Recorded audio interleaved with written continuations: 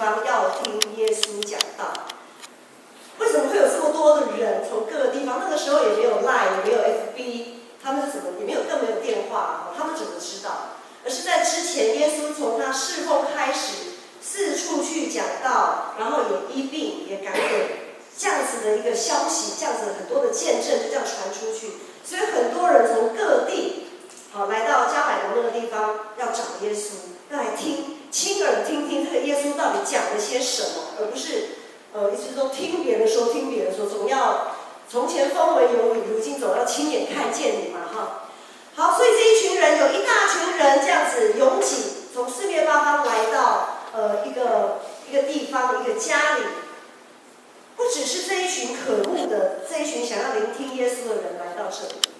除了这一些人，还有一群律法师。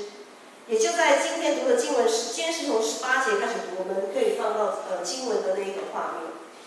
18节前面17节有说到，除了有一群人要来听耶稣，还有一群律法教师，还有法利赛人。这一群律法教师、法利赛人来听耶稣是不怀好意的，他们并不是为了想要听耶稣到底有什么样的教导，让他们的生命可以有重新的看见新的亮光。他们不怀好意是在于，因为他们有他们的传统要固守，他们从过去从他们的信仰、他们的经验，他们有一些传统，从旧约时代一路传下来的。比如说，他们要守安息日，我们都知道要守安息日啊，可是他们守安息日的方式却是就是要遵照一些外表，比如说安息日这个东西不能做，很多事情不能做。比如说安息日不能开灯，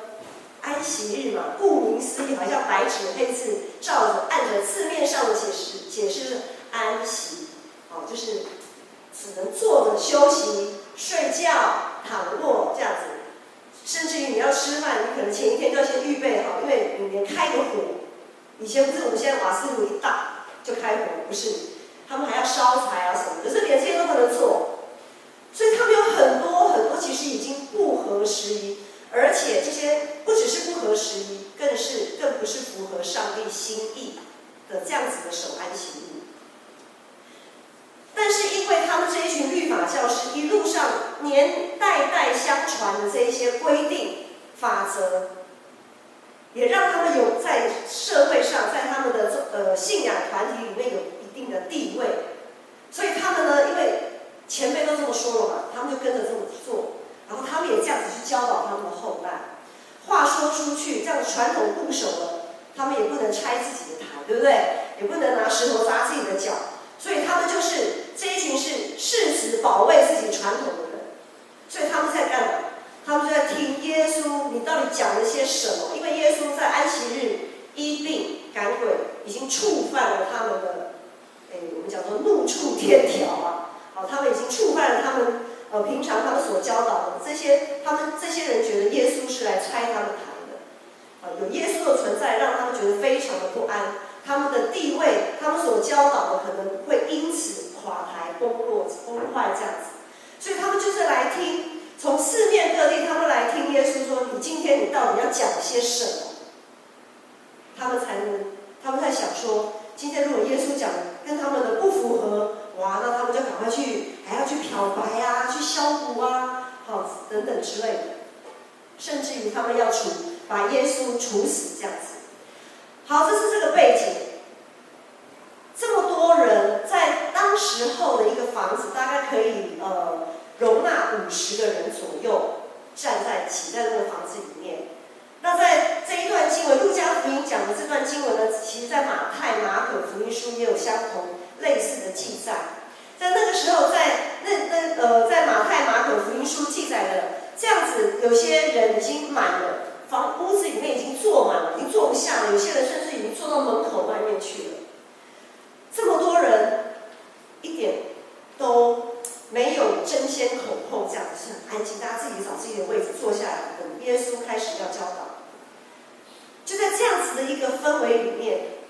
有另外一个叙述，就是从18节开始，有人在马可福音说有4个人，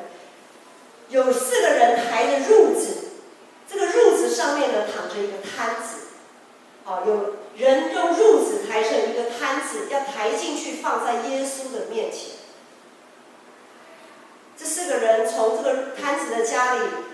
抬着这个褥子，褥子就是以我们现在可以想象，就是我们的床垫嘛，我们想说床垫好了。这个摊子就已经失去行动力，没办法行走的人，他躺在他的床垫上。好，然后有4个他的朋友呢，就一人一脚，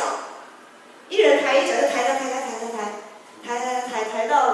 到这个家，发现哇，已经人都满出来了，根本没办法到耶稣的面前，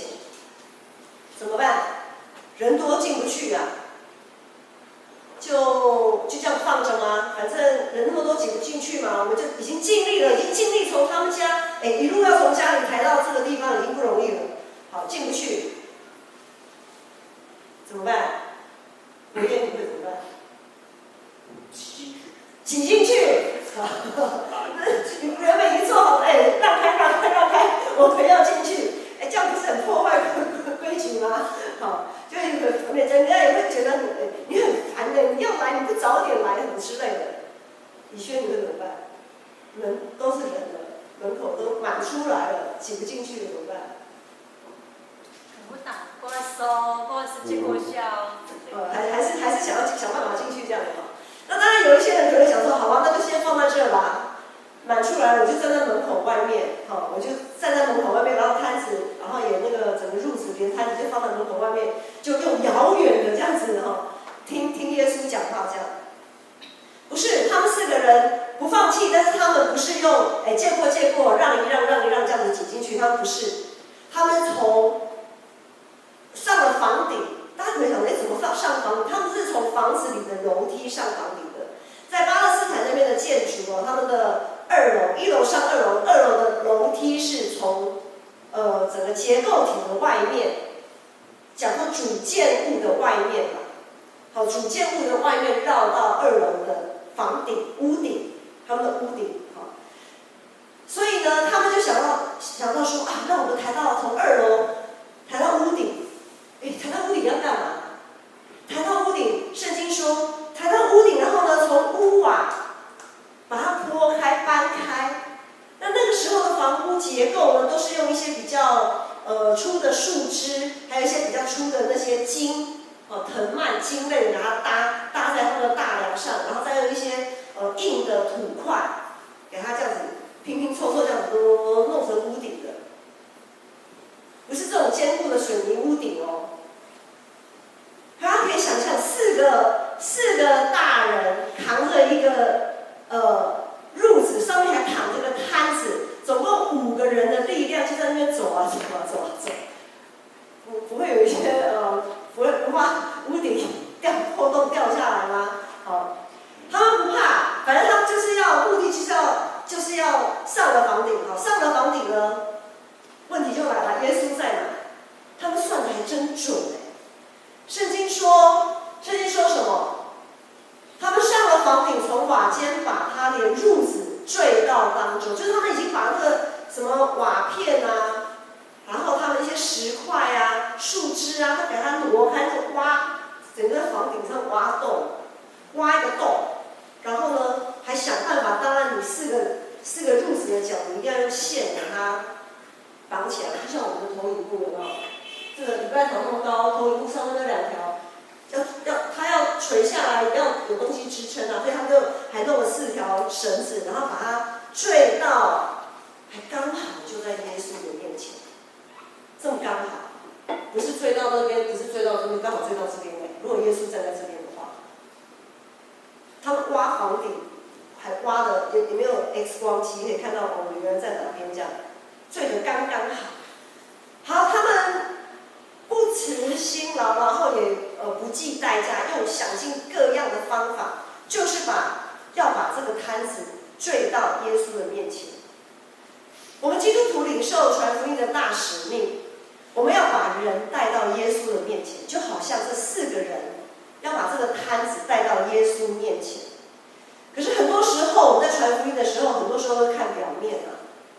就好像如果我们是有一群旁观的人，就看这4个人在那边抬这个褥子，就抬说这样子抬啊，然后很简单啊，然后挖个洞啊，就沉下去了，好像很简单。很多时候我候，我们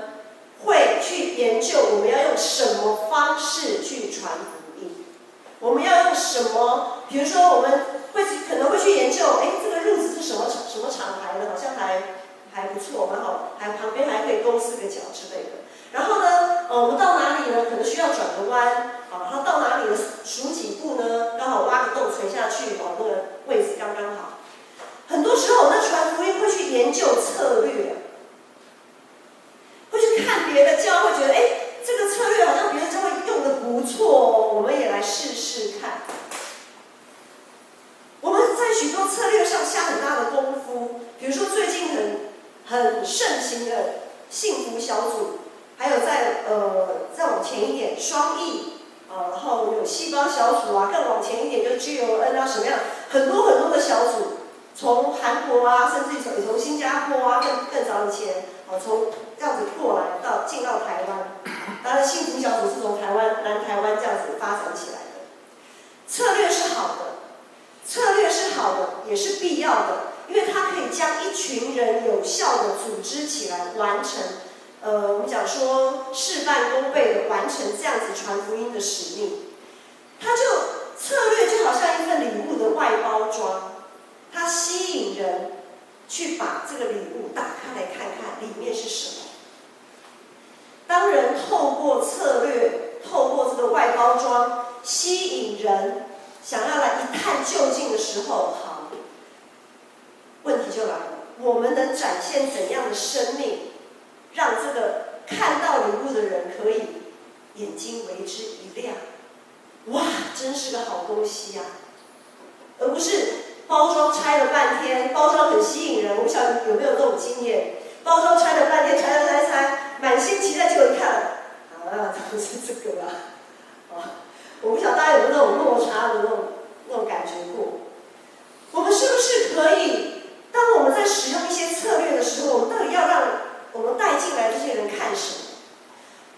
我们是不是可以让他们在我们的身上看见耶稣的样式？如果我们舍本逐末，一直在研究策略，把策略高举到一个地步，我们就可能会落入拜偶像的试探，好像只有这个策略可以救生命，而不是耶稣本身可以救人的。但是很可惜，很多教会只注重外表的策略，没有好好的想要怎么样跟主面对面，也不愿意在上帝的话语当中调整自己，活不出彼此相爱、彼此包容与接纳的生命。我们在读新的诫命就说：你们若彼此相爱，众人就会认出你们是我的学生。当人打开礼物的时候，看到这群人好像也不怎么嘴巴上讲要彼此相爱啊，每个礼拜天新的诫命讲的跟什么一样，但是好像实际上做出来他们感受不到。所以虽然教会可以用策略吸引很多人进来，但是呢，也让很多人因着真的看见这个礼物了而失望离开教会。这些好不容易进到教会的人，他们看到一群基督徒的生命，可能就像那一群律法教师一样，满口的规矩要求，但是却没有爱跟怜悯，只知道固守自己的所谓的传统跟经验，就我以前怎样，所以你现在就要怎样，我都是这样过来的，所以你也应当要学我这样子过来的。其实经验是很个人性的，我的经验不能套用在所有人的身上。传统，今天在台语堂那位陈牧师也讲说，传统很多时候传统都会绑架真理很多时候传统会绑架真理，但是许多的教会却在这个传统与许多的经验当中，我们活不出爱的真谛，我们活不出信仰真实的那样子的一个生命，以至于一群表里不一的基督徒让人看了心寒，当然留不住任何人。牧师在这里举个例子，之前牧师有讲到，我们长老教会有一个非常不一样，跟外教会不一样，我们有代议制度。代议制度就是我们有我们的组织，我们有我们的执事、长执会、小会，一个决策单位，而不是我们的决策不是取决于牧师一个人，也不是取决于某一个长老或执事这样子。它是个代议制度，代议制度它的好处就是它可以包容多元、共融、互相尊重的美好的这样子一个制度。但是呢，很多时候我们因着教会世俗化，被外面影响，以至于我们在选举的时候，我们在选我们的执事或长老的时候，我们会用外面的那一套用在教会来选举。我们会选跟自己立场比较相近的，我们可能会选医生他有钱，或者是我们会选比如说律师啊、教授。我不是说医生、律师、教授不好，我不是这个意思。牧师的意思是说，很多时候我们在选举的时候，我们往往只是看表面的东西，看这个人有权有势有地位有钱，所以我们选他，而不是看他到底活出怎么样一个信仰的生命。好，于是很多人就开始去运作，在选举的时候去运作，说啊，你要选他啦，因为他有钱，你选了他，他就一定会奉献更多，或者是他的理念跟我比较相同，我就要，然后他投了一群人，让他选他，然后那些理念跟我不同的，我们不要去选，等等的，就开始就好像外面要分党派这样子。于是呢，本来多元共融、彼此尊重这样子美好的代议制度，就被扭曲成一言堂。因为如果我们都是选自己喜欢的，跟我们意见相同的，那请问，你还有机会听到不一样的声音吗？你还有机会听到圣灵跟其他人感动所做出来的新的事、新的话、新的生命吗？结果，教会世俗化的结果，在选举这件事上，不只是各个教会，包括我们教会，任何教会都有可能发生。在中会、总会也不断发生这样的事情。一到了选举，名单都开出来了，让你去你就是照这些名单上面的选。这些人你也不见得认识他，你也不见得对他多熟悉。然后好吧，有人叫我这样选，我就选了。到底给你名单的那个人是耶稣，还是你心里我们每天敬拜的那一位主才是我们的上帝啊？每次到了选举时候，我们所选择的是专心跟随耶稣、尽心尽意尽性服侍主的人，还是要根据某些人所操弄看为适合的人呢？如果那位摊子看到这样子彼此算计、勾心斗角，我不信你，你不信我，这样子的一种氛围跟现象，他还会相信这是一个有爱的地方吗？他还会相信他这位摊子会得到基督徒的接纳跟包容吗？因为你们彼此都不接纳，都不包容啊！我这个摊子，我这个外来的，一个摊子，他对自己的自信一定非常的低落吧，对不对？他来就是无非就是要得到上帝的接纳，但是当他在认识上帝之前，他要先得到弟兄姐妹们的接纳。可是他看到你们自己，我们自己都在那边，他还会相信谁接纳他呢？他根本没有办法在我们的身上看到耶稣对他的怜悯与接纳。如果连基督徒都无法靠着耶稣，凭着信心胜过世界这黑暗的法则，那么对这一些我们竭尽心力、用尽各样的策略，好不容易费尽千辛万苦抬来教会的所谓的摊子，对他而言，他又有期待怎么样的未来？所以，当我们在高举传福音的同时，我们应该要先问问自己：我们愿意付上多大的代价，在真理里面调整自己？是不是愿意在群体中学习、尊重、聆听、配合他人？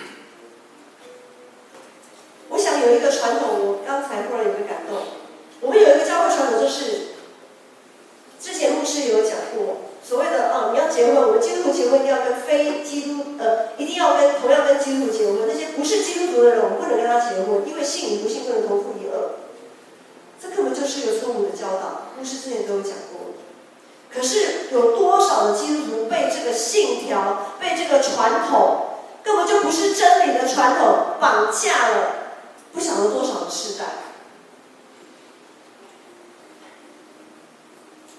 我们要问自己，愿意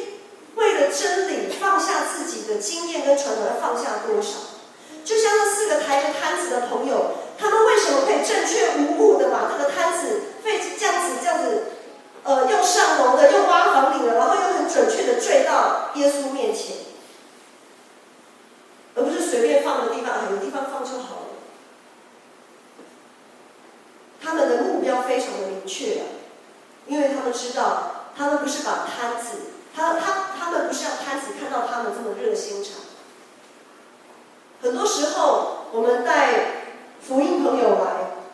或者是我们看到别人带福音朋友来，会觉得这是比如说这是宇翔的朋友，那宇翔会去负责；这是佑豪的朋友，佑豪会去负责。不是的，宇翔也是这个群体的一份子而已，佑豪也是这个群体里面的一份子而已。他们把这个好不容易把福音朋友带进教会，是为了要看整个群体所展现出来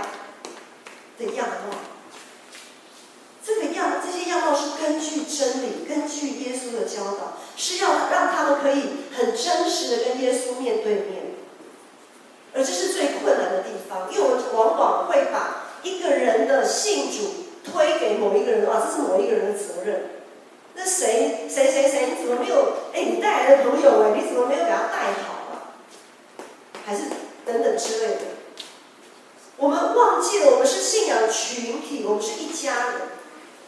很多时候，我们在这个时候，我们就分得很清楚。生命要能改变，就必须要明白上帝的话。我们带进来的人是要让他们直接可以弄清楚，直接可以认识真理。当然啦，我们要他们认识，直接跟耶稣面对面，要他们认识真理的前提是什么？我们自己要先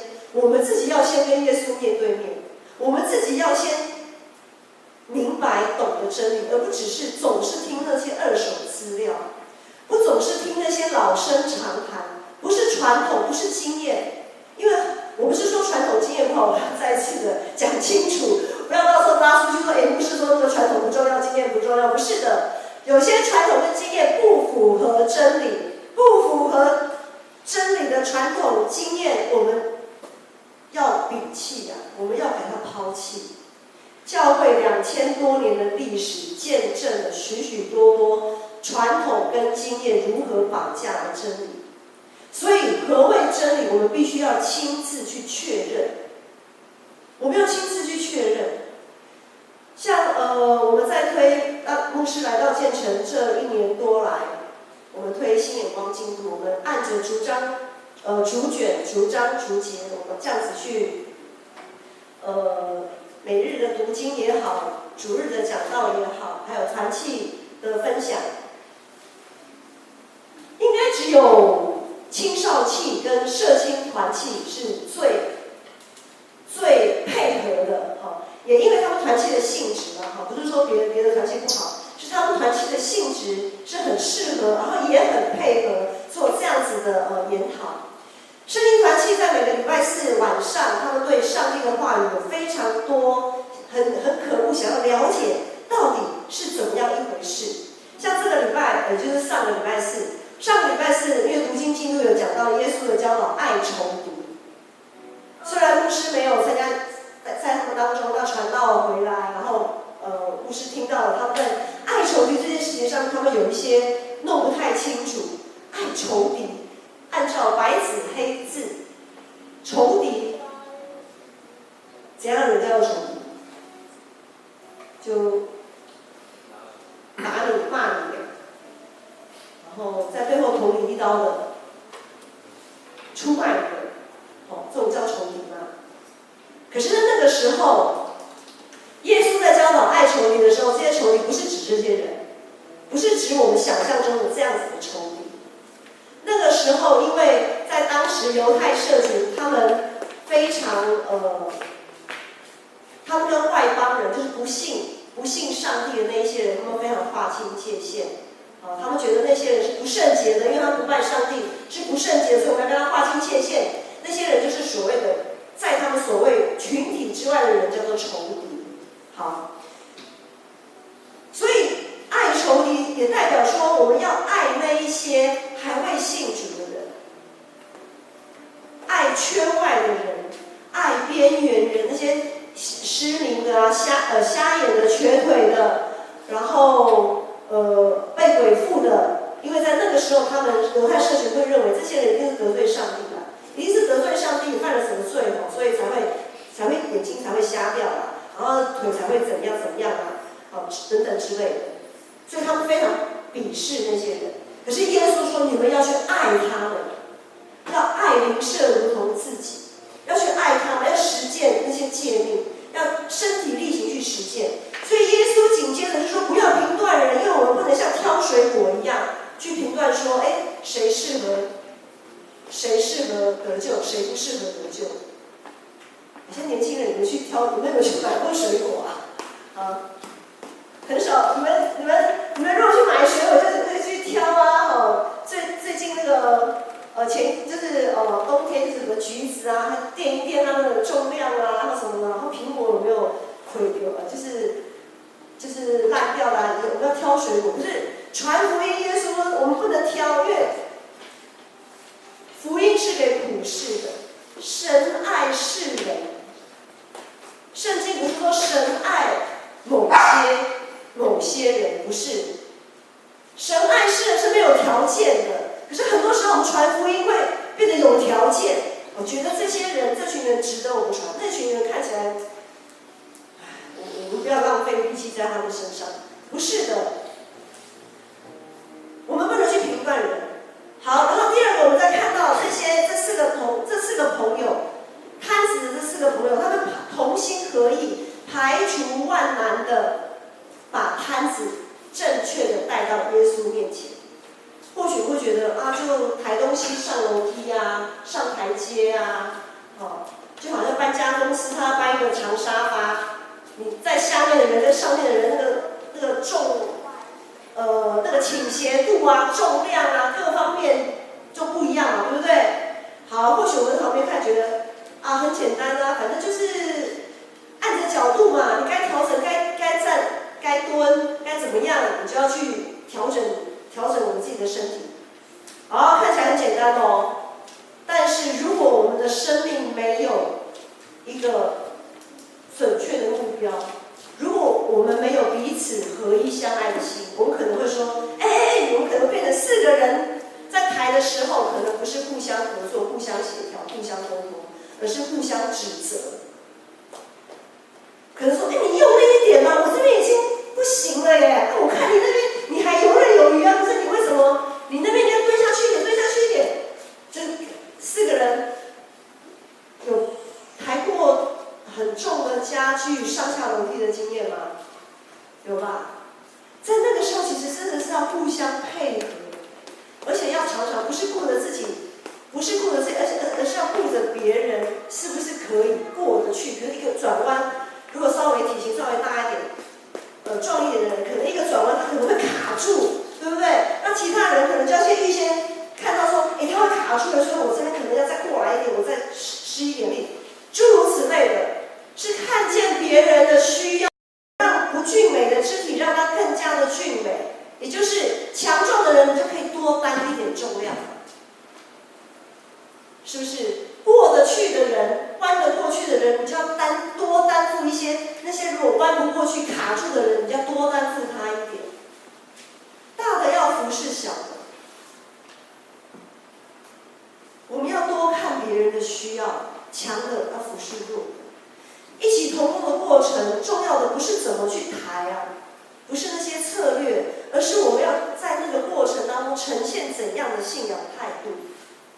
呈现出怎样的互相体谅、互相包容的这样的生命，让这位摊子可以从我们抬着的时候的这样子的一个过程当中，可以看见耶稣，而不是看见自己的经验跟能力。很多时候我们带人来可能会想要让他看到我们自己是很有经验、很有能力的，我们就把自己造神了。我们应该要让他透过我们看见耶稣。怎么看见耶稣呢？我们如何彼此互动、彼此相爱、彼此包容？好，最后抬到耶稣面前啦，很准确的坠下去。这一路上可以想象，他们真的是忙进忙出，可能他们当初没有准备绳子，对不对？然后呢，他们又忽然发现，哇，上了房顶，他去准备绳子，那谁要去买？不是买，可能是准备这些绳子啊，跑了老远准备绳子，然后呢又要来那边绑四角啊什么的垂下去。这一路上其实非常的辛苦儿童主日学老师如果要讲这段故事给小朋友听，可以讲得更精彩一点，非常的辛苦。好，这么辛苦坠到耶稣的面前，结果耶稣说什么？20节，耶稣见他们的信心，就是这4个朋友的信心，就对摊子说：“你的罪赦了。”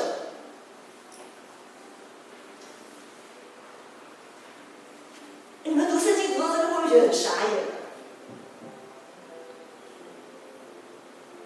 你们有对这一句话很疑惑、很傻眼的有吗？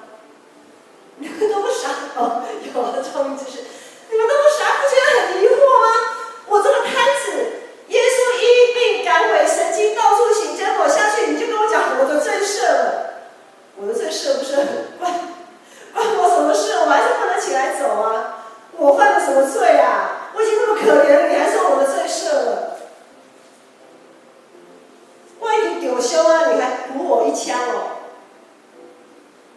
你们不觉得很傻眼吗？为什么耶稣不是说起来行走吧，你的病得医治了？这比较正常吧？是吧？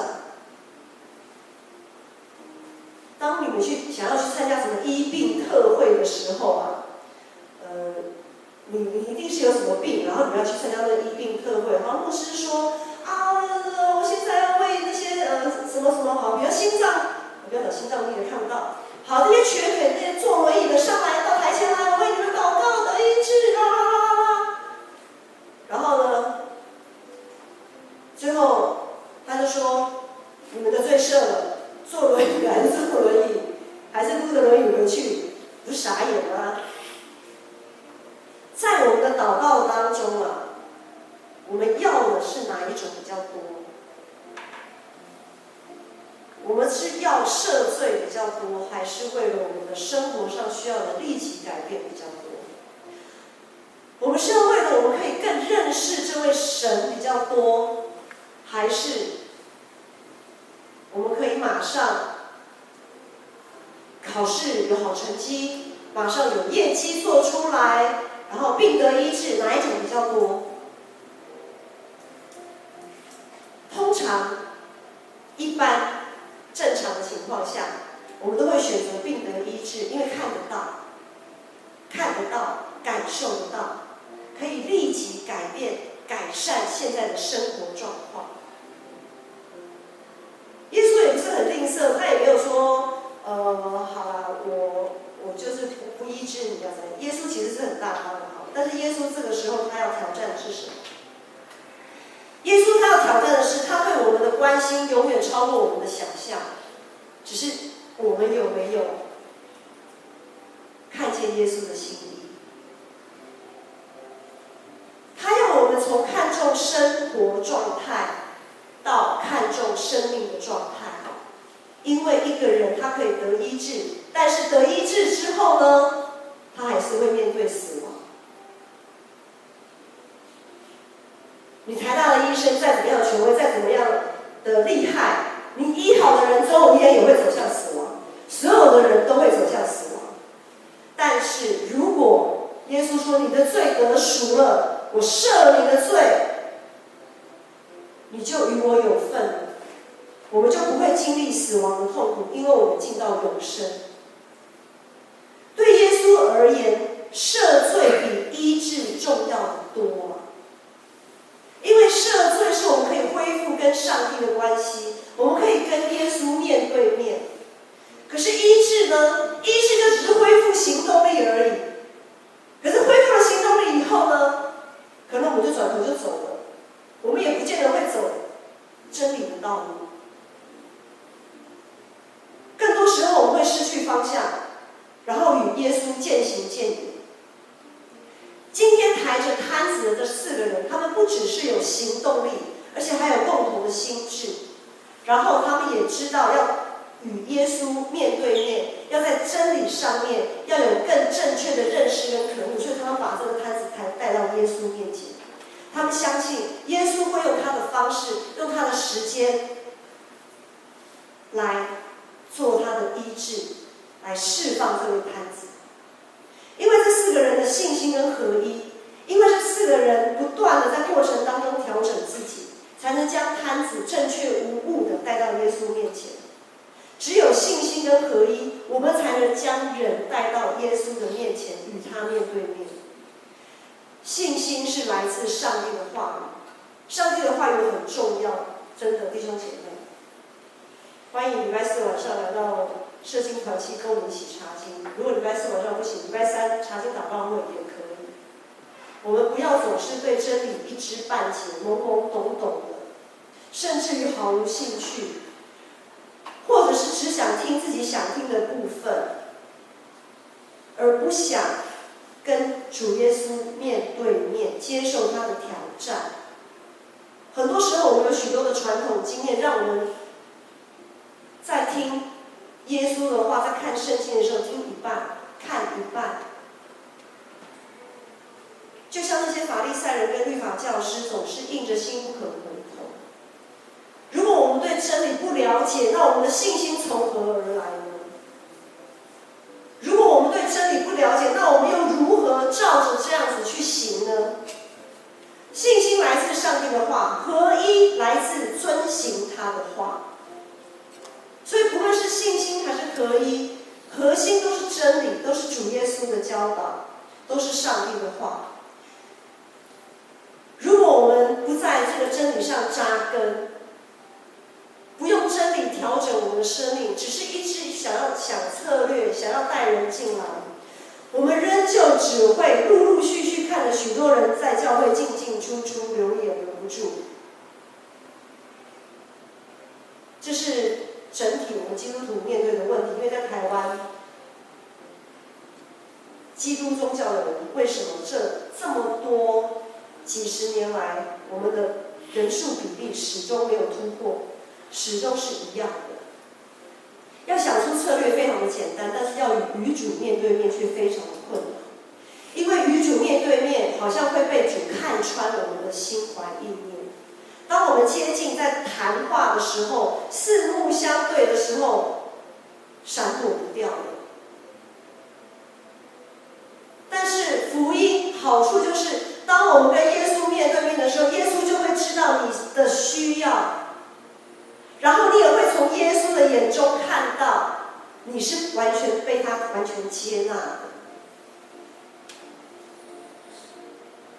这个世界撇弃你，这个世界不认同你，你在这个世界得不到任何的支持，但是你到了耶稣面前，当你跟耶稣面对面的时候，你就会知道耶稣他接纳你。如果你不到耶稣的面前，你不知道的，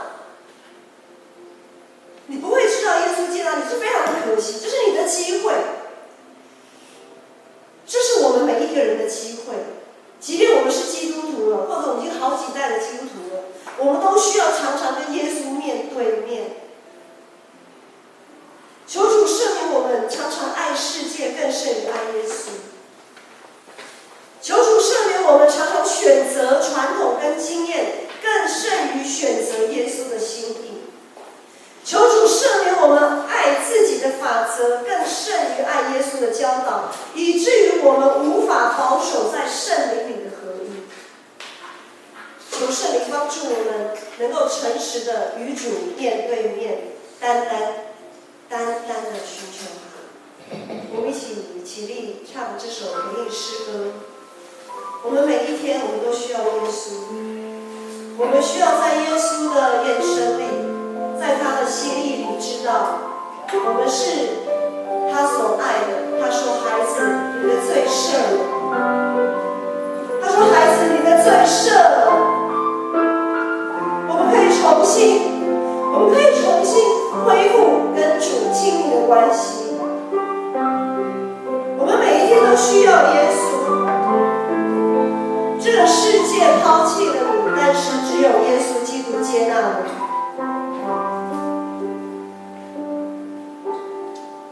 让我坦然无惧来到世人所需，用心灵诚实寻求你。